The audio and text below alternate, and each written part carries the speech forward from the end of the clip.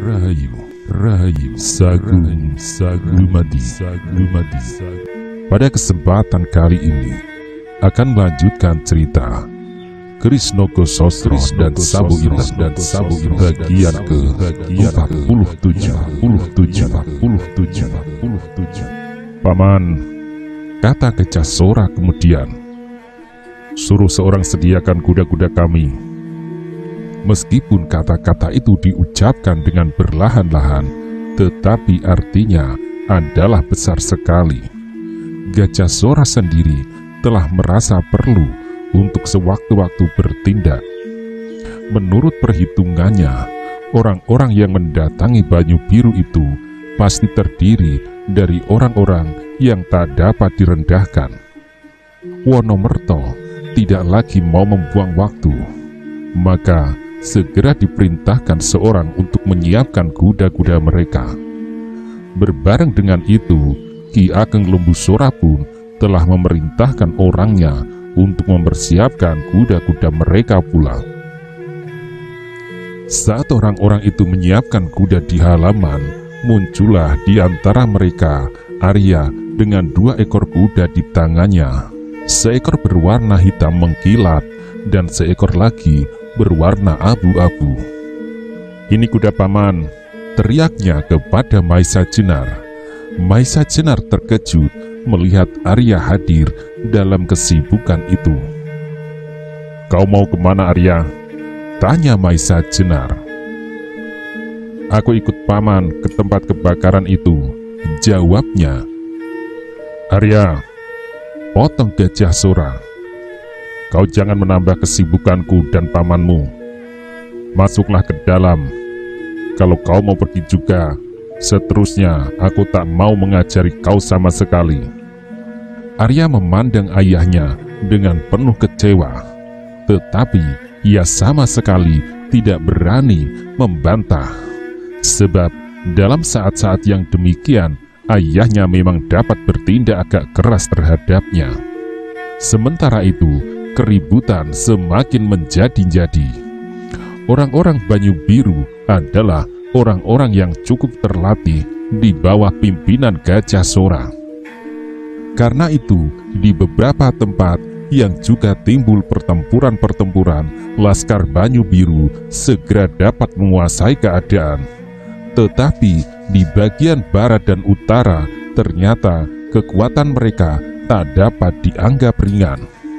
Di Pendopo, Ki Ageng Gajah Sora beberapa kali menerima penghubung-penghubung dari daerah-daerah pertempuran, dan dengan cermatnya ia memberikan perintah dan petunjuk-petunjuk. Tetapi tiba-tiba orang-orang yang berada di Pendopo itu bersama-sama digetarkan oleh bunyi kentongan 2, 3, 2, 3 dari arah utara. Sedangkan api tampak semakin menjalar ke beberapa arah. Mendengar bunyi kentongan itu, kemarahan Gajah Sora tak dapat dikendalikan lagi. Bunyi kentongan 2, 3, 2, 3 mempunyai arti yang sama sekali tidak menyenangkan. Tanda itu mengatakan bahwa Laskar Banyu Biru terdesak hebat. Dengan gigi yang terkatup rapat, Gajah Sora terloncat dari duduknya. "Setan manakah yang mencoba mengganggu ketentraman Banyu Biru?" katanya geram.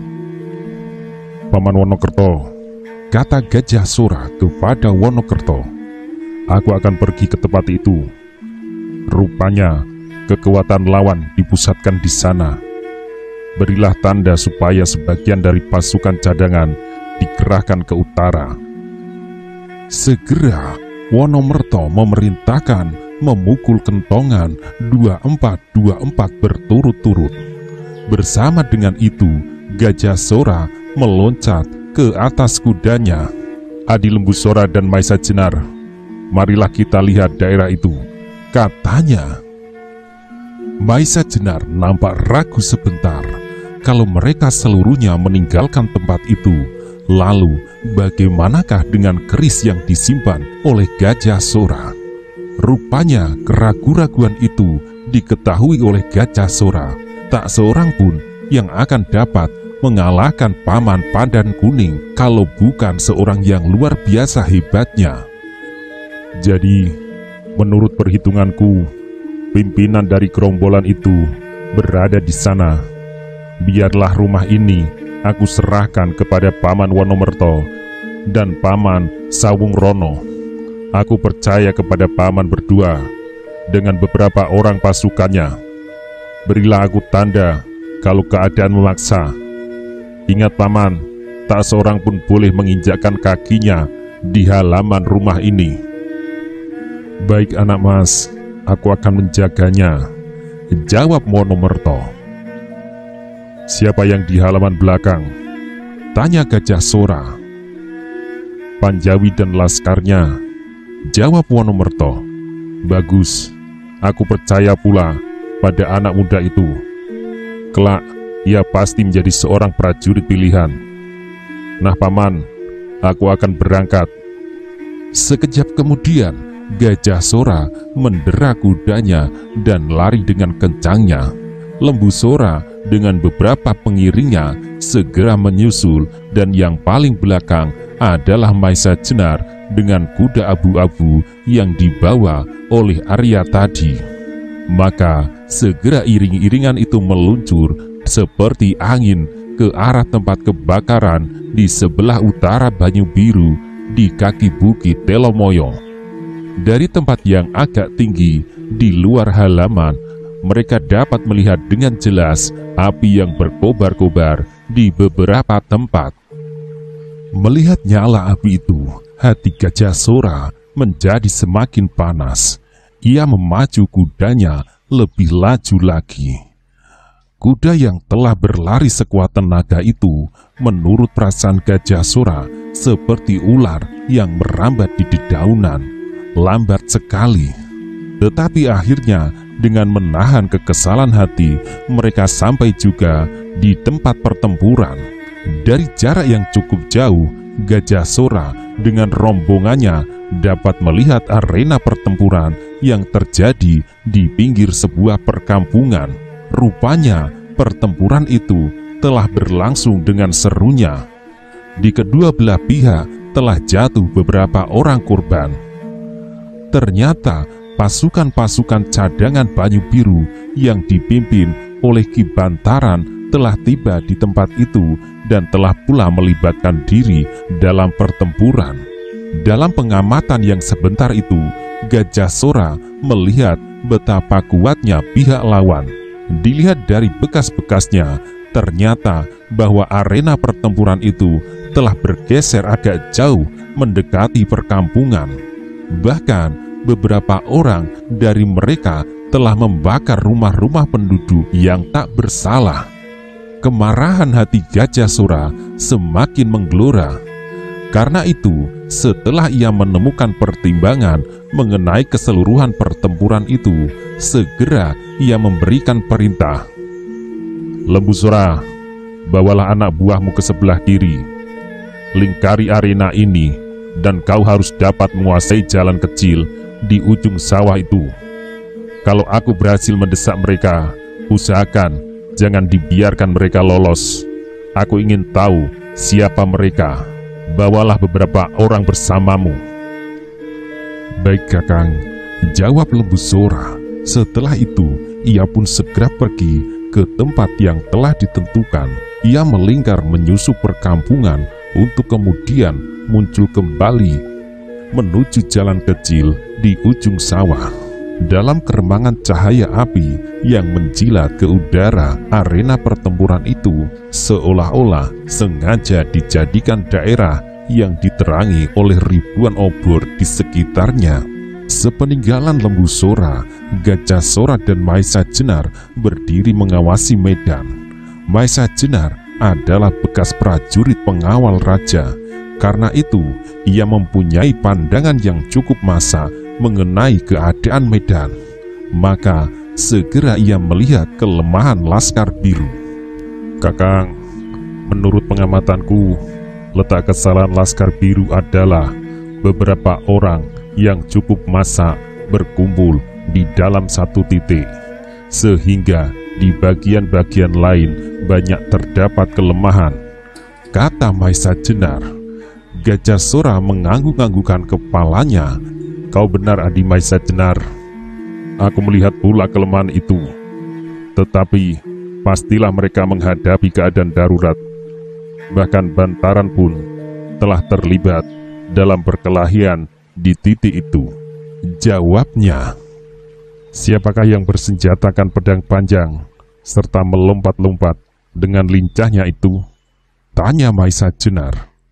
Itulah Pandan Kuning, jawab Gajah Sora. Yang bersenjatakan tombak itu adalah Bantaran. Lainnya adalah orang-orang pilihan dari Laskar Biru. Kakang, tiba-tiba Maisa Jenar berkata agak terkejut. Rupanya mereka hanya melawan satu orang saja. Gajah Sora mempertajam pandangannya. Nyala api yang berkobar-kobar di sekitar daerah pertempuran itu membuat ratusan bayangan dari orang-orang yang bertempur itu beraneka ragam. Ada yang panjang, ada yang besar seperti raksasa yang meloncat-loncat menerkam maksanya. Karena itu, keadaan medan menjadi agak kabur. Aku kira tidak hanya seorang Adi, tetapi 2 orang, jawab Gajah Sora. Ya, 2 orang, sambung Maisa Jenar hampir berteriak, dan aku pernah mengenal kedua orang itu. Hampir saja Maisa Jenar meloncat menyerbu, tetapi tiba-tiba dilihatnya Lembu Sora telah mendahulunya dari arah belakang. Lembu Sora menyambar dari atas kudanya seperti seekor elang yang sedang marah. Gerakannya tangkas dan tangguh. Rupanya ia adalah seorang ahli yang bertempur di atas kuda. Pandan Kuning, Bantaran, dan lebih dari 7 orang yang bertempur bersama-sama melawan 2 orang. Tetapi 2 orang itu ternyata tangguh sekali, sehingga sampai sekian lama kedua orang itu masih tampak segar dan lincah. Sekarang mereka mendapat bantuan Lembu Sora. Ternyata Lembu Sora juga tidak mengecewakan. Ia bersenjatakan sebuah pedang yang panjang dan besar. Pedang itu di tangannya yang kokoh dan kuat, hanya seperti setangkai lidi yang berputar-putar dan berkilauan karena kena cahaya api. Dari jarak yang agak jauh itu, terdengar tidak jelas Lembu Sora memberikan aba-aba, dan sebentar kemudian keadaan segera berubah dengan cepatnya. Pandan Kuning dengan kawan-kawannya segera memotong batas kedua lawannya, sedang Lembu Sora dengan garangnya menyerang yang seorang dari mereka. Maka segera terjadi 2 lingkaran pertempuran. Lembu Sora melawan seseorang, sedang seorang lagi harus melayani Pandan Kuning dan kawan-kawannya. Anak itu punya otak juga, gumam Gajah Sora. Ia pasti bermaksud membunuh seorang demi seorang. Bukankah ia putra Ki Ageng Sora di Payana pula? Kata Maisa Jenar. Gajah Sora tersenyum. Sayang, ia agak bengal, jawabnya. Maisa Jenar tidak menjawab. Perhatiannya terikat sekali pada pertempuran yang berlangsung dengan hebatnya. Tetapi kemudian ia menjadi agak bingung melihat ketidakwajaran dalam pertempuran itu. Kakang Gajah Sora, tidakkah Kakang melihat sesuatu yang tidak pada tempatnya? Ya, jawab Gajah Sora. Rupa-rupanya ada pertempuran segitiga di daerah ini, kata Maisa Jenar. Lalu apa yang kita lakukan? Biarlah Lembu Sora dan Paman Pandan Kuning melayani lawannya, yang rupa-rupanya tidak terlalu membahayakan, jawab Gajah Sora. Marilah kita bersihkan saja yang lain, baru kita membantu menangkap kedua orang itu, kata Gajah Sora selanjutnya. Sehabis berkata demikian, Gajah Sora mendera kudanya langsung terjun ke dalam kancah pertempuran. Sepeninggalan Gajah Sora, Maisa Jenar masih beberapa saat berdiri mengawasi medan. Rupanya Gajah Sora ingin mempergunakan siasat lawan untuk memukul mereka kembali. Pemimpin-pemimpin gerombolan penyerbu itu agaknya telah mengatur siasat dengan cermatnya. Mereka berhasil memancing tokoh-tokoh Laskar Banyu Biru untuk berkumpul di dalam satu lingkaran. Sedang orang-orangnya akan menjadi agak leluasa untuk menjalankan pengacauan dan pembakaran. Gajah Sora memaklumi siasat itu, dan ia juga tidak dapat menyalahkan pemimpin-pemimpin laskarnya untuk mengepung pimpinan gerombolan yang tangguh itu. Sebab apabila mereka tidak menghadapi bersama-sama, maka dengan mudahnya mereka akan dibinasakan satu demi satu. Karena itu, Gajah Sora berhasrat memecahkan siasat itu dengan merusak barisan laskar gerombolan itu. Dengan demikian, pemimpin-pemimpin mereka pasti akan mendatanginya tanpa diminta. Sebab pastilah mereka menyangka bahwa tak seorang pun akan mampu menahan laskar mereka yang mereka perkuat. Meskipun ada laskar lain yang ada di luar perhitungannya, sehingga terpaksa terjadi pertempuran segitiga. Namun, salah satu dari mereka ternyata telah berhasil dengan siasat mereka dan membakar rumah penduduk yang tak berdaya. Sedang di dalam perhitungan mereka, Gajah Sora sendiri akan tetap berada di rumahnya untuk menjaga pusaka-pusaka yang disimpannya. Tetapi yang masih belum dapat dipecahkan baik oleh Maisa Jenar maupun Gajah Sora adalah adanya dua laskar yang dalam waktu bersamaan menyerang Banyu Biru. Sedang mereka bertempur pula satu sama lain. Meskipun maksud mereka hampir jelas, yaitu menginginkan pusaka Kiai Nogosostro dan Kiai Sabu Inten.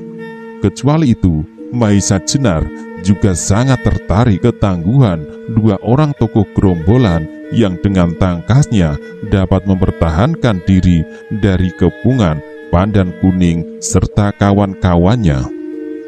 Pertempuran berlangsung terus dengan hebatnya.